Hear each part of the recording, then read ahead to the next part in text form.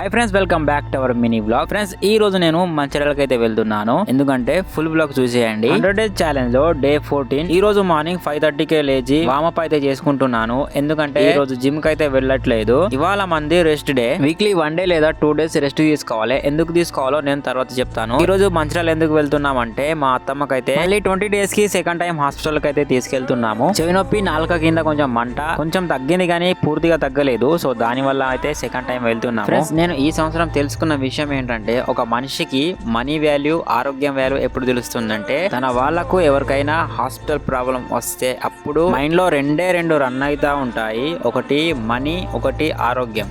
అంటే మనము మనీ ఎంత సంపాదించాలో మనకు ఆరోగ్యం కూడా అంతే సంపాదించుకోవాలి. నువ్వు ఆరోగ్యంగా లేకపోతే నువ్వు ఎన్ని కోట్లు సంపాదించినా వేస్టే కదా. ఈ రోజు జిమ్ కు వెళ్ళలేదు, నాది రెస్ట్ డే అని చెప్పాను కదా. ఎందుకంటే ప్రతి రోజు మన మజిల్ కి అయితే ప్రెజర్ ఇస్తా ఉంటాము.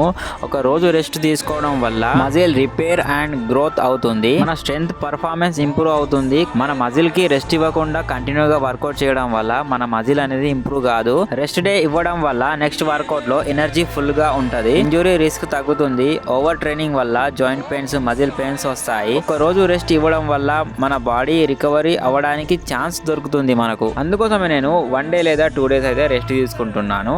సో ఇవాల్టి బ్లాగ్ ఇక్కడితో ఎండ్ చేస్తున్నా. మళ్ళీ రేపు అయితే కలుసుకుందాము. అంతవరకు మన పేజ్ని అయితే ఫాలో అండ్ సబ్స్క్రైబ్ చేసుకోండి. Bye friends.